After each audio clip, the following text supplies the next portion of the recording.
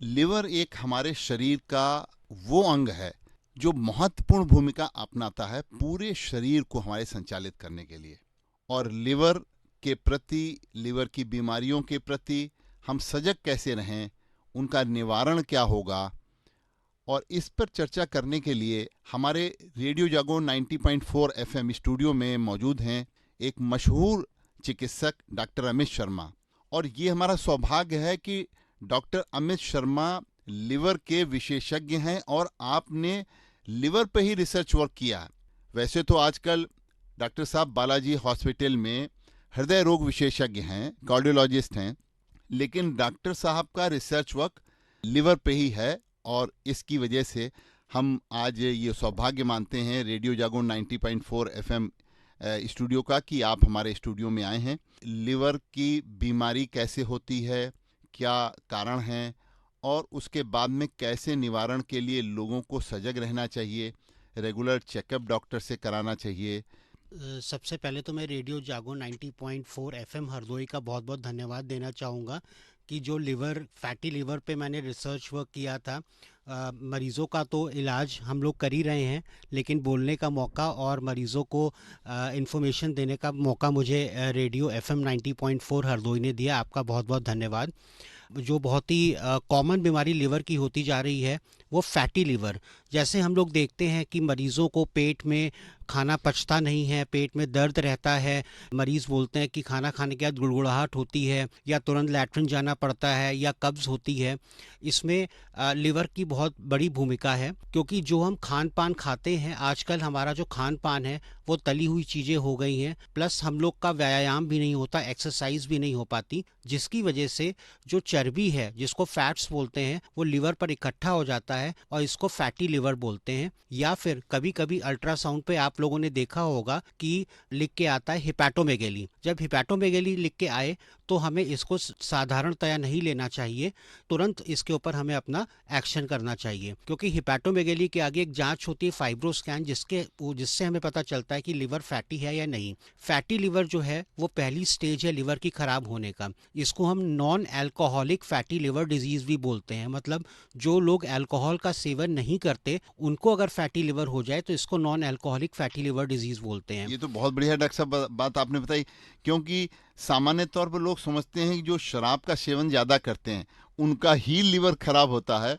और उन्हीं को फैटी लिवर प्रॉब्लम होती है। तो आपने एक बात नई हमारे श्रोताओं को बताई कि शराब जो नहीं पीते उनके साथ भी फैटी लिवर की समस्या कैसे होती है, बताइए डॉक्टर हाँ जी। तो जब हमारा खान पान गड़बड़ाता है, टाइम पे हम खाते नहीं हैं, तली हुई चीज़ें ज़्यादा खाते हैं, फ्राइड फूड ज़्यादा लेते हैं, तो जो लिवर का काम होता है हमारा इन सब तली हुई चीज़ों का पाचन करना होता है और जितनी भी इंटॉक्सिकेशन मतलब जहरीले पदार्थ होते हैं उनको ख़त्म करना होता है। लेकिन जब ये तली हुई चीज़ें ज़्यादा हो जाती हैं हमारे शरीर की मात्रा में, लिवर के सेल्स के अंदर इकट्ठा होने लगती हैं और ये non alcoholic fatty liver disease cause करती हैं। मतलब लिवर के सेल्स के अंदर फैट्स, चर्बी इकट्ठा होने लगती है, जिसका लिवर का फंक्शन खराब होने लगता है। धीरे धीरे अगर हमने अपनी डाइट नहीं कंट्रोल करी, नियमित व्यायाम नहीं किया, सैर नहीं करी, एक्सरसाइज नहीं करी, तो धीरे धीरे सेल्स को ये और ख़राब कर देता है और इसके आगे जो स्टेज कहलाती है उसको बोलते हैं नॉन अल्कोहलिक स्टिएटोहेपेटाइटिस। तो डॉक्टर मतलब साहब कौन सी चीज़ खाने से ये हमारे फैटी लिवर हो जाता है? मतलब शराब का सेवन नहीं कर रहे हैं फिर भी हम कौन सी चीज़ें ऐसी खा रहे हैं जिसकी वजह से फैटी लिवर हो जाता सभी के घरों में पराठे बनते हैं, ठीक है, पूड़ियाँ हैं है? और समोसे हैं, भटूरे हैं, जिसमें हम तड़का लगाते हैं, उसमें तेल का सेवन ज़्यादा हो रहा है। अब इन सब चीज़ों से बच तो नहीं सकते हम लोग, लेकिन हाँ, कम कर सकते हैं। बिल्कुल कभी सही। कदार कम कर सकते हैं, ओकेजनली खा सकते हैं और कम कर सकते हैं। हमें अपना खान पान सादा रखना होगा, जैसे कि पुराने समय में हुआ करता था। तो इसकी वजह से जब फैटी लिवर हो जाता है तो नॉन अल्कोहलिक, मतलब जो लोग अल्कोहल नहीं लेते, उनमें स्टिएटोहेपेटाइटिस मतलब फैट जमा होकर, चर्बी जमा होकर, हेपेटाइटिस मतलब जो लिवर के सेल्स हैं उनको ख़राब कर देती है, इन्फ्लेमेशन कर देती है। इस स्टेज में क्या होता है कि पेशेंट का जॉन्डिस है, जो पीलिया है, वो होने लगता है, पाचन क्रिया खराब हो जाती है। जब पाचन क्रिया खराब हो जाती है तो शरीर को अत्यधिक मात्रा में ग्लूकोज का इस्तेमाल शक्ति के रूप में, पावर के रूप में, एनर्जी के रूप में सेल्स नहीं कर पाते हैं, जिसकी वजह से शरीर कमज़ोर पड़ने लगता है और फिर अगर हमने इस पे भी ब्रेक नहीं लगाया, अगर आपने व्यायाम नहीं किया, सैर नहीं करी, नियमित खान पान नहीं किया, अपनी जीवन शैली को नहीं बदला, तो ये क्रॉनिक लिवर डिजीज मतलब लिवर पूरी तरह खराब हो जाना, और ये एक इरिवर्सिबल डिजीज होती है, लिवर ठीक नहीं हो पाता। जो दूसरी स्टेज है नॉन अल्कोहलिक स्टेटोहेपेटाइटिस, जो फैटी लिवर के बाद है, वहां से तो वो फैटी लिवर और फैटी लिवर से नॉर्मल लिवर में हम जा सकते हैं, लेकिन अगर CLD क्रॉनिक लिवर डिजीज हो गई तब कोई भी इसको ठीक नहीं कर सकता, और अल्टीमेटली आदमी की जो क्वालिटी ऑफ लाइफ है वो खराब हो जाती है। धीरे धीरे उसका भूख खत्म हो जाती है, पाचन शक्ति खत्म हो जाती है, शरीर में शक्ति खत्म हो जाती है, और इसका एंड रिजल्ट जो है वो मृत्यु है। इसलिए यानी कि डॉक्टर साहब आपने बताया आज जैसे WHO के जो आंकड़े बता रहे हैं उसमें ये है कि जो मृत्यु आज हो रही है उसमें 10% मृत्यु जो है उनका कारण फैटी लिवर है। हाँ जी, और फैटी लिवर आपने बताया, इसी का दूसरा नाम भी आपने बताया कि जिन लोग कहते हैं ना पीलिया हो गया हाँ है जी, हमको। हाँ जी, तो ये हेपेटाइटिस बी वाली भी बीमारी आपने बताई, और जो पीलिया जिसको कि लोग बहुत ही गंभीरता से लेते हैं कि भाई धूप में नहीं निकलेंगे और गन्ने का रस पीना चाहिए और हमको तेल और भुनी हुई चीज़ें नहीं खाएं, तो ये बात आपने एक ऐसी बताई कि लोगों को अपना लाइफ स्टाइल जो है वो बदलने की आवश्यकता से हम फैटी लिवर पे कंट्रोल कर सकते हैं।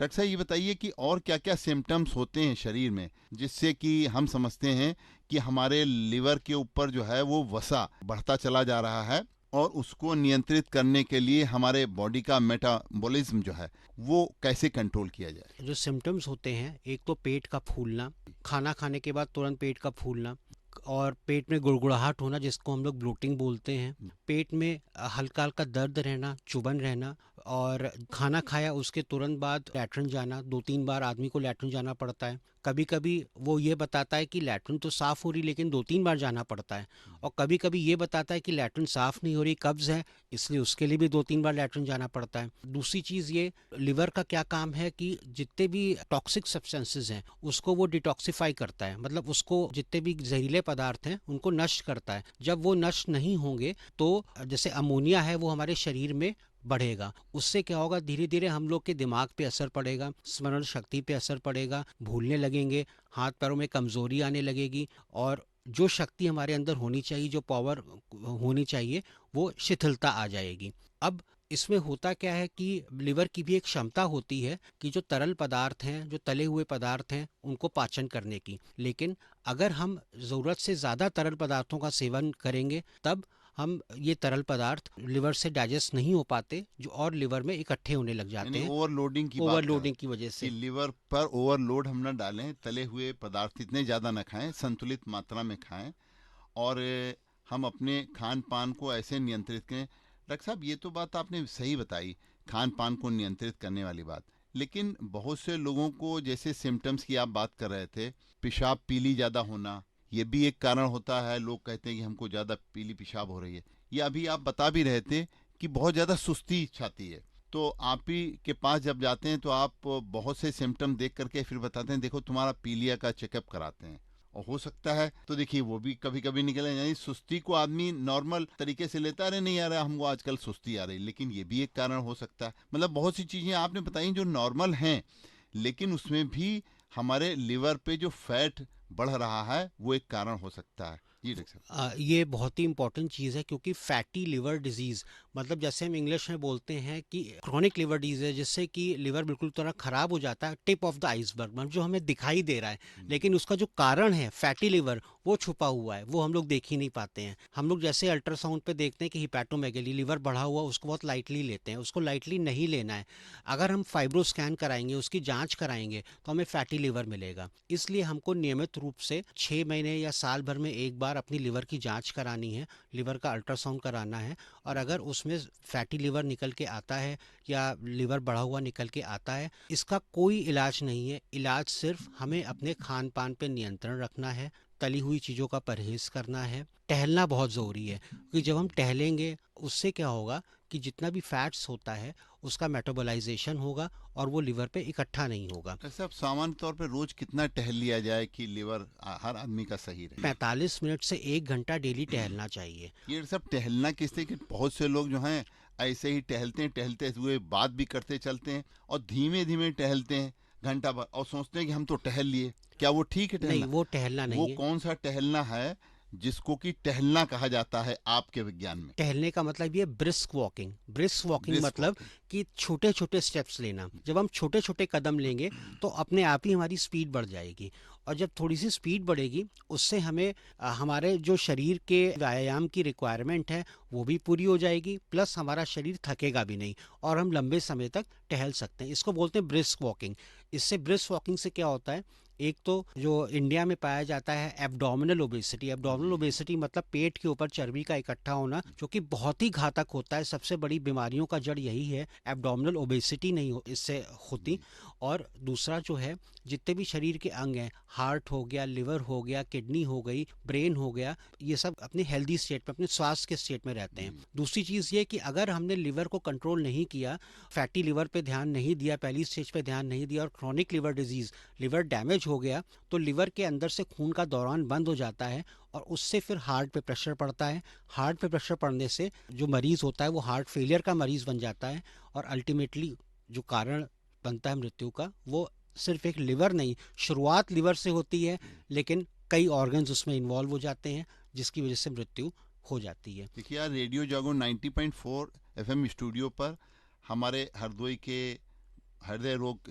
चिकित्सक और बहुत विशेषज्ञ जिन्होंने रिसर्च किया है लिवर के ऊपर, डॉक्टर अमित शर्मा जी आपको बता रहे हैं कि आप ब्रिस्क वॉक जरूर करें।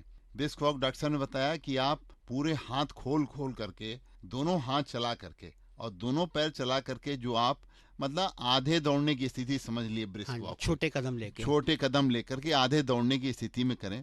और डॉक्टर साहब ने ये भी अभी बहुत महत्वपूर्ण बात बताई कि आप लिवर की बीमारी को सिर्फ लिवर की बीमारी मत समझें, ये इंटरकनेक्टेड है।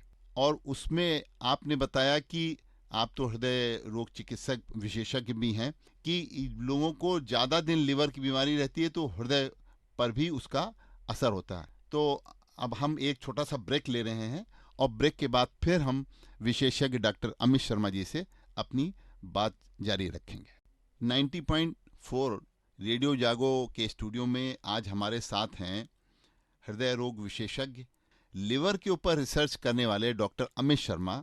आप हरदोई के बालाजी हॉस्पिटल में आप हृदय रोग विशेषज्ञ भी हैं। लिवर के ऊपर आपने थीसिस भी लिखी है, लखनऊ मेडिकल कॉलेज में काफ़ी रिसर्च भी की हुई है। डॉक्टर साहब, हम ये जानना चाहेंगे लिवर को हम नियंत्रित कैसे करें, मतलब जो इसके सिम्टम्स अभी आपने बताया कैसे हो जाता है, तो उनको हम नियंत्रित कैसे करें, यानी कि हम खान पान के अलावा अपना क्या ऐसा करें।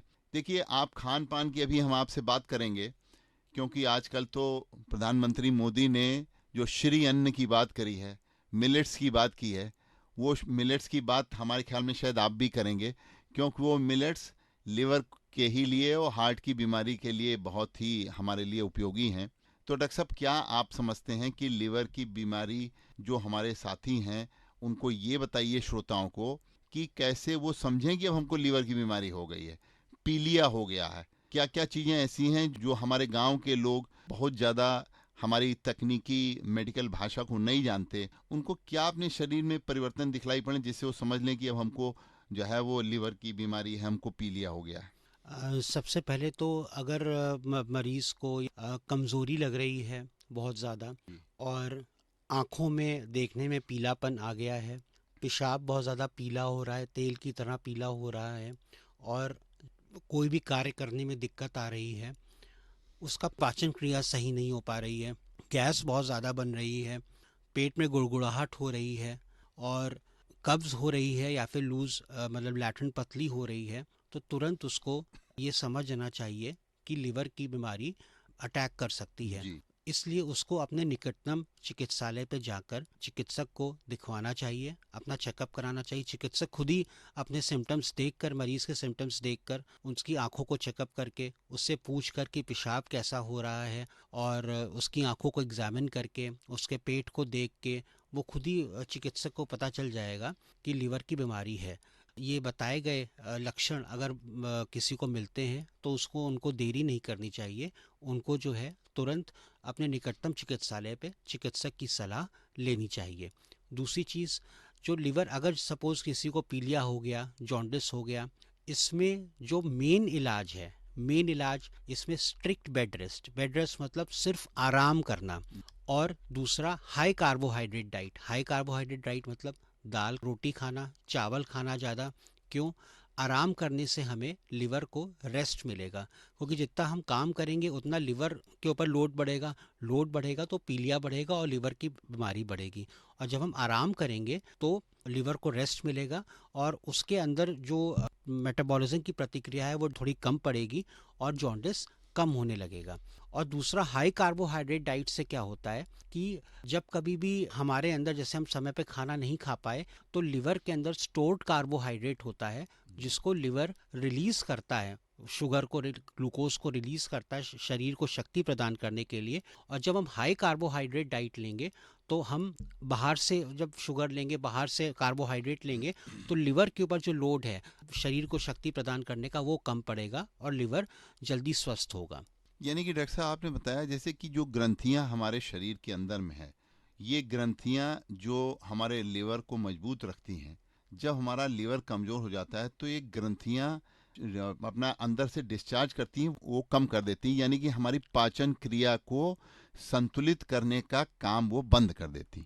तो ऐसे समय में जब पाचन क्रिया को संतुलित करने का काम बंद हो जाता है तो गांव का वो व्यक्ति जो एक अशिक्षित है और डॉक्टर के पास भी उसको जाने में समय लग रहा है, तो ऐसी कुछ बातें बताइए, जो टिप्स जो हर गांव का हमारा ग्रामीण आदमी, वो हमारे श्रोता ये जान सकें कि वो सबसे पहले क्या करने लगे। अगर उसको, जैसे आपने बताया, अगर सुस्ती आ रही है और आपका पेशाब पीला हो रहा है, तो ये जो कई आपने सिम्टम्स बताए, तो खान पान में और अपने को नियंत्रित किस किस चीज़ से करें।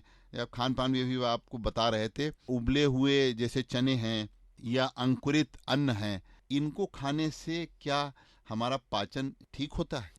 उबली हुई चीज़ों से मतलब ये है कि तली हुई चीज़ें ना हो, अंकुरित चने हो गए जी। और खिचड़ी हो गई, चावल खिचड़ी के फॉर्म में हो गया, हल्की चीज़ें इनका सेवन करें और आराम करें। अगर इतना ही कर ले तो इससे ही पीलिया ठीक हो जाता है। लेकिन दवाएं तब देनी पड़ती हैं जब मरीज़ ये सब चीज़ें आराम नहीं करता और जो खान पान पे ध्यान नहीं देना पड़ता, तब दवाएं देनी पड़ती है। दवाओं का बहुत ज़्यादा कोई बहुत महत्वपूर्ण रोल नहीं है। बस वो दवाएं क्या करती हैं कि लिवर को सपोर्ट करती हैं अपने सही फॉर्म में आने के लिए। अगर आपका लिवर किसी भी तरह से प्रभावित है तो आप दवाओं पर ज़्यादा भरोसा करने की आवश्यकता नहीं है, आपको स्वयं को नियंत्रित करने की आवश्यकता है। यानी लिवर खराब में लोग दौड़ते हैं कि हमको दवा कौन कौन सी मिल रही है। तो ये बहुत अच्छी आपने राय दी।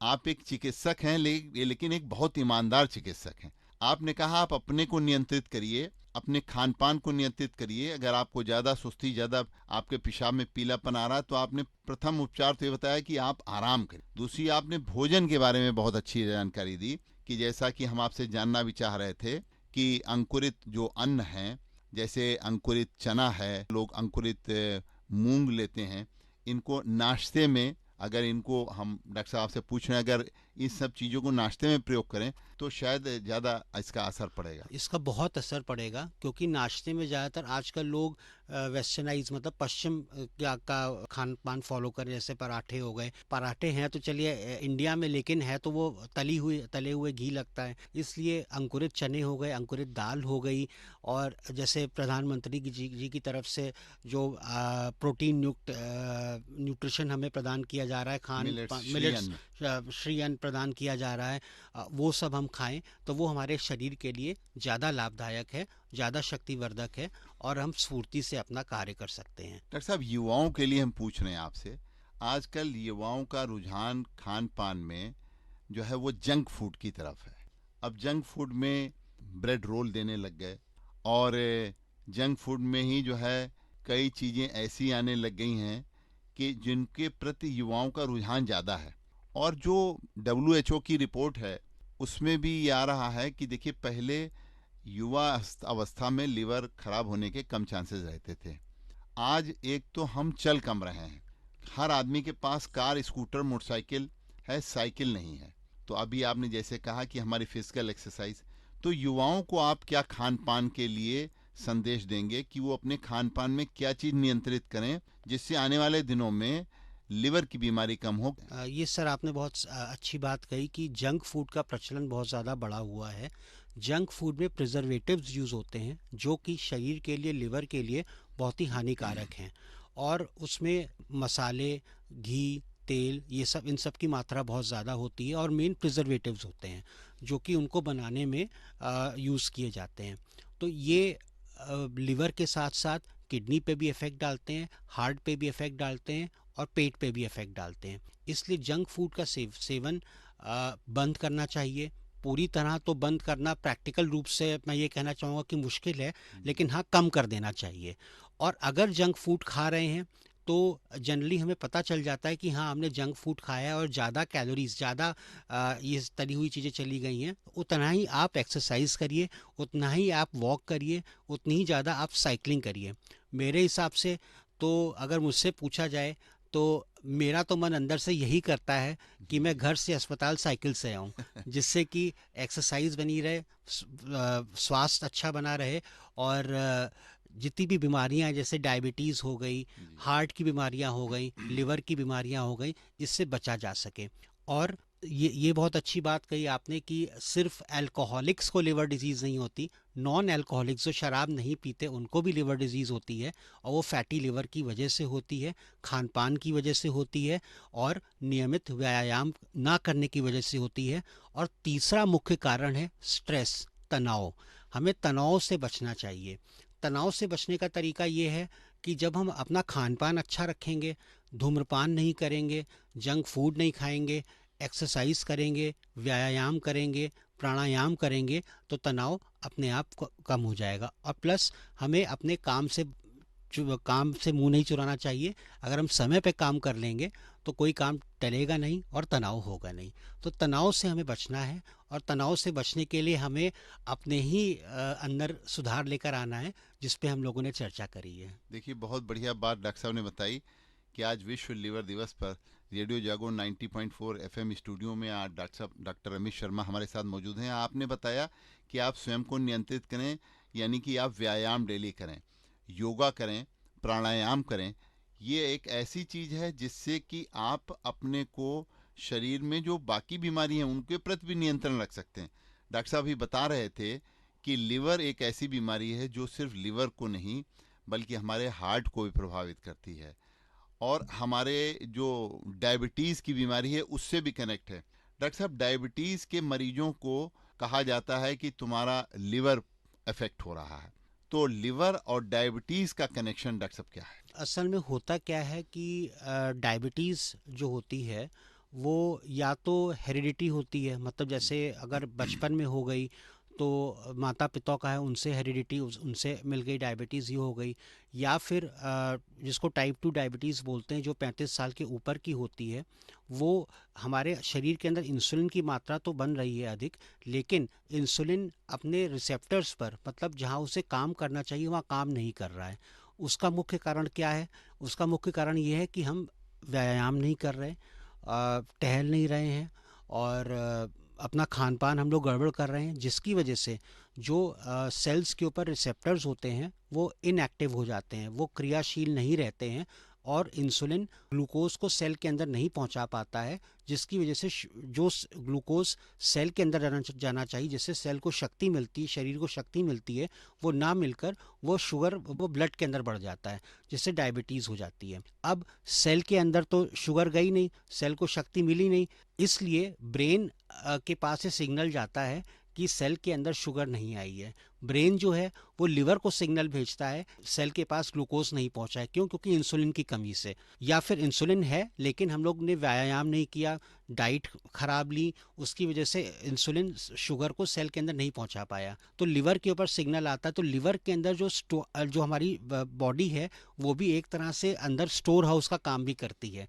लिवर के अंदर ग्लूकोज भी स्टोर रहता है, जिससे कि इमरजेंसी कंडीशन में जब आदमी टाइम पे नहीं खा पाता तब वो ग्लूकोज रिलीज होता है और हमारे सेल्स को शक्ति प्रदान करता है। लेकिन डायबिटीज़ में क्या होता है कि जब इंसुलिन की कमी से या फिर इंसुलिन के रेजिस्टेंस से जब सेल के अंदर शुगर ग्लूकोज नहीं पहुंच पाता है, शक्ति नहीं पहुंच पाती है, तो ब्रेन के सिग्नल से लिवर के ऊपर जोर पड़ता है और लिवर से ग्लूकोज रिलीज होता है, जिसको ग्लूकोनियोजेनेसिस बोलते हैं कि लिवर से नया ग्लूकोज बन रहा है। इसकी वजह से भी लिवर पे प्रभाव पड़ता है, लिवर का काम ज़्यादा होता है और इससे भी लिवर ख़राब होने का डर होता है।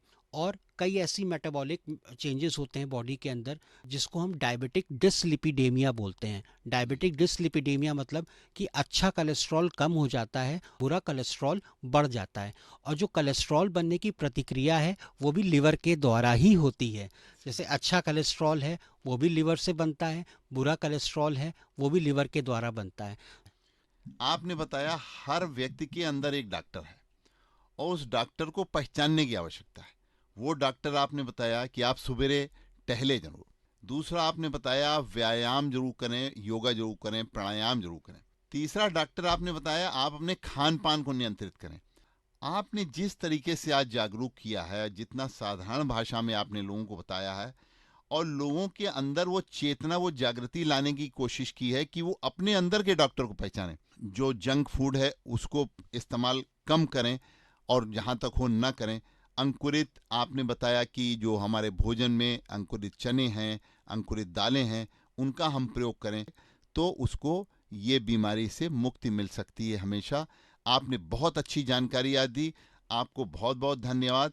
हरदोई के विशेषज्ञ डॉक्टर अमित शर्मा जी ने आपको आज सिर्फ यही नहीं बताया कि लिवर को कैसे नियंत्रित किया जाए, उन्होंने डायबिटीज़ के बारे में बताई, उन्होंने इससे जो संपर्क और संबंध हमारे हृदय रोग का है उसके भी बारे में बताई। तो आज कुल मिलाकर के आपको बहुत सी जानकारी प्राप्त हुई। डॉक्टर शर्मा जी आपका बहुत बहुत धन्यवाद, आपको बहुत बहुत शुक्रिया।